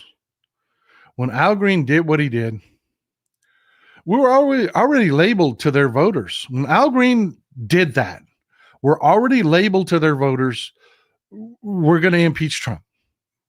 Their voters are already motivated, right? You're following me here? We're always going to wear that label because of Al Green with their voters. That motivation, we can't stop that. Over here, we could have not blown this up on our side. If they would have voted to the man to go along with Al Green and his motion to impeach, yes, it would have confirmed that label. But it's a label they're going to believe anyways. This just fed the people that make a living shit-talking Democrats. That's all this did. It was a tactical error. Yes, we were going to lose. We were going to carry no matter what. Al Green fucked up. We're not going to walk out of that vote not carrying the L on our foreheads. There was no way out of that. It was a tactical error on his part. It was a tactical error on his part. There was no way, because this group over here that shit talks the Democrats, when we lost that vote, that's all they were going to, the Young Turks were just going to talk about how the Democratic Party can't do nothing. They can't, they were always going to do that. So yeah, it was a tactical error. They should have just voted to the man and taken the loss. They should have. Instead of trying to do this shit. I don't know who they're trying to appeal to over here. I keep trying to tell them, I will be going to DC soon to meet with some people, and I will be carrying this message again. Who the fuck are you trying to appeal to over here? There's nobody here for this message. There's no one here on the Republican side that is hearing your Republican light message. None. They're fucking bigots. Do things to get them to stay home. Point out Trump's failures. Point out that he is just feeding China had to do nothing to gain everything in the Middle East over the last few weeks. Nothing. They had to do nothing. We just handed it to them because of Trump. Stay on those messages. Stay on those messages and get it done. Well, I love you folks. I wanted to have a round table at the end of the show today, but we went a little bit long. I talked a little bit long, and I'm sorry about that. Thank you for all the support. Thank you for supporting the show. And fuck you people that don't like that I sell mugs to try to cover some of these costs. I don't give a shit.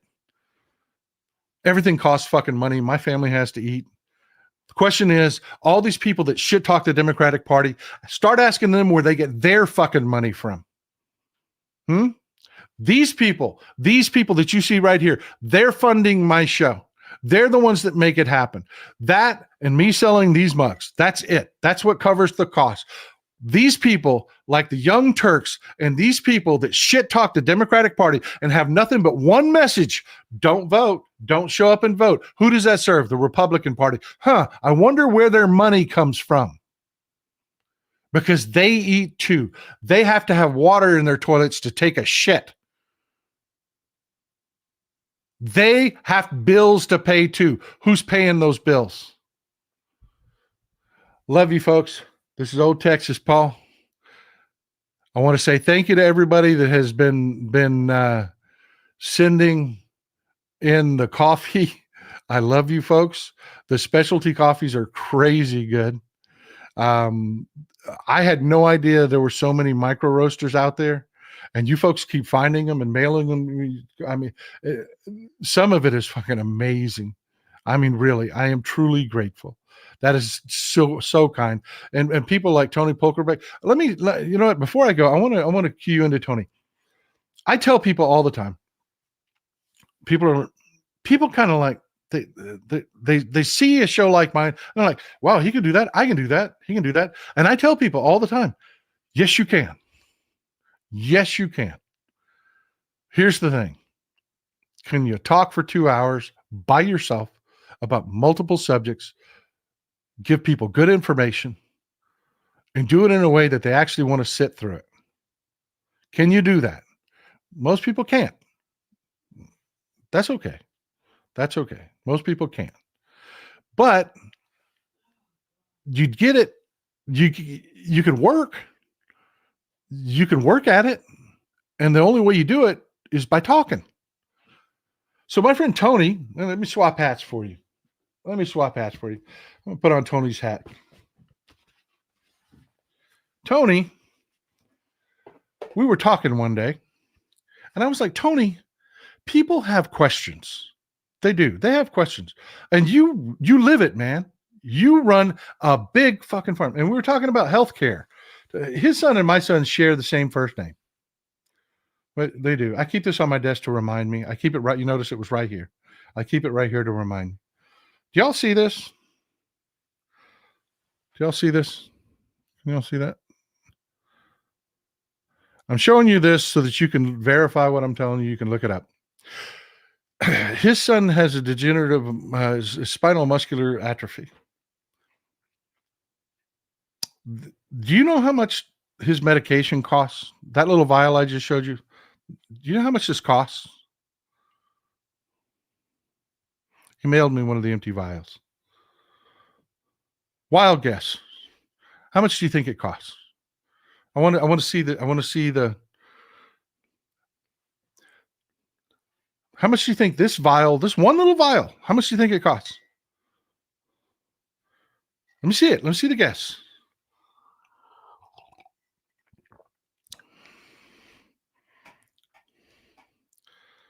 The only one that got even mildly close is my friend Peter Campbell. Thank you for always being here, Peter. Thank you for being a moderator. It's $148,000 a vial.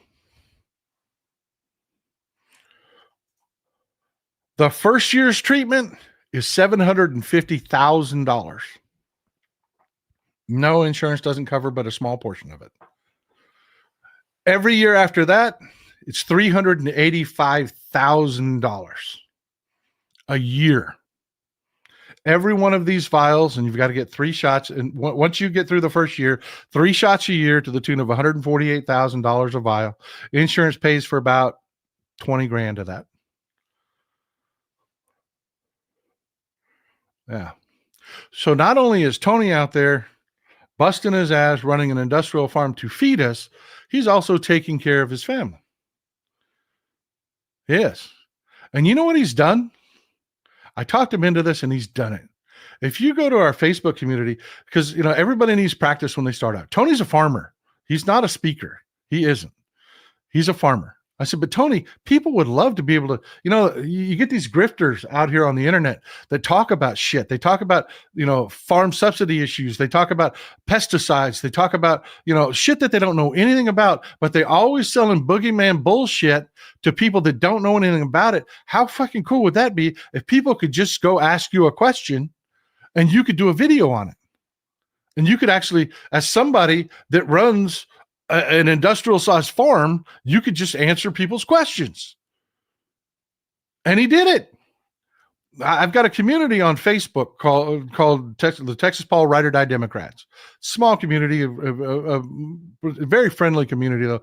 Great place for him to start. Eventually, what I want him to do is do enough videos to where he gets comfortable with it and talks about it. Then we'll talk about getting him to go onto Instagram, and you can have another source of really good information. This guy is looking for your questions. If you're not a member of the Texas Paul Ride or Die community on Facebook, you can just search it on Facebook. I know there's a lot of you folks that are on Facebook. You can search it on Facebook and just look up Tony Polkabrek, Pulkabrek. Just do a search for Polkabrek. And his videos will be there. Post questions, and he'll get around to talking to you about them. He'll answer. And it's real information, folks.